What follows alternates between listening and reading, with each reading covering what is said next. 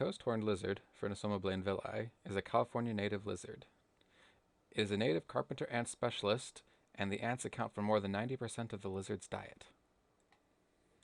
The coast horned lizard's range runs from southern Baja all the way up to northern California, and yet there's a decent chance you have never seen one before in person in the wild. And if you have, it's likely you have not seen very many of them.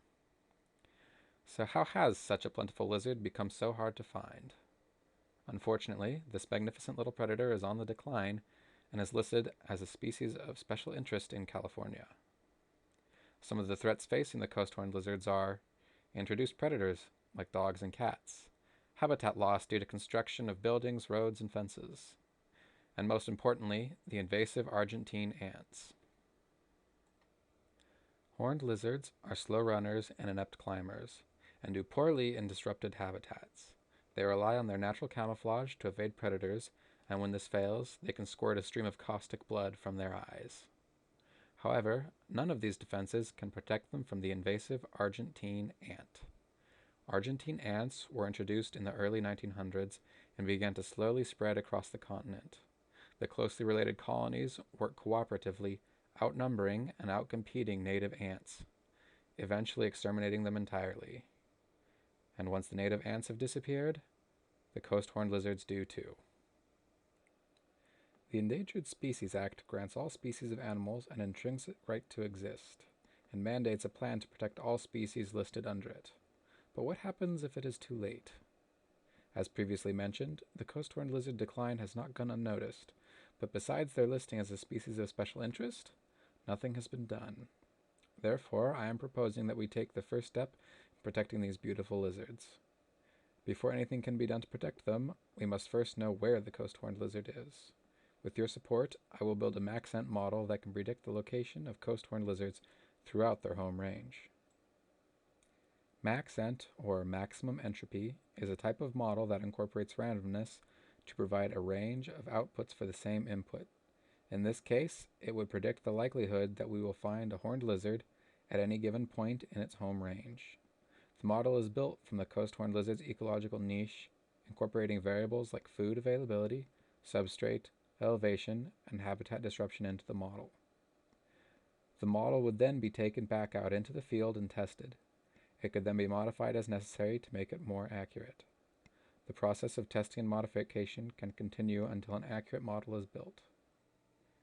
The beauty of a MaxEnt model is its ability to be modified. Parameters can be adjusted according to predicted changes in the ecological niche, such as continued climate change, to predict future population distributions. In addition to helping us build a better model, the field searches would contribute to the limited knowledge of the coast horned lizard's ecological niche, providing insight into horned lizard preferences for habitat, substrate, temperature, and more. But how much is one little species of lizard actually worth? Spending nearly $1 million on it won't bring us closer to finding a cure for cancer, save the environment, or even save the species from its downward spiral. Or could it? The Madagascar periwinkle was just another rare flower on its way to extinction until scientists realized it contained a chemical compound now used in treatments for childhood leukemia, increasing survival rates from 10% to 90%.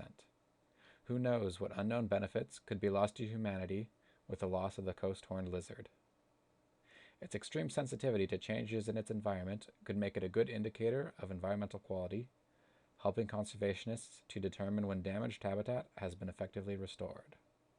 And finally, although it would not halt the coast horned lizard's decline, it would be the first step in restoring a beautiful and delicate member of our world to its proper role.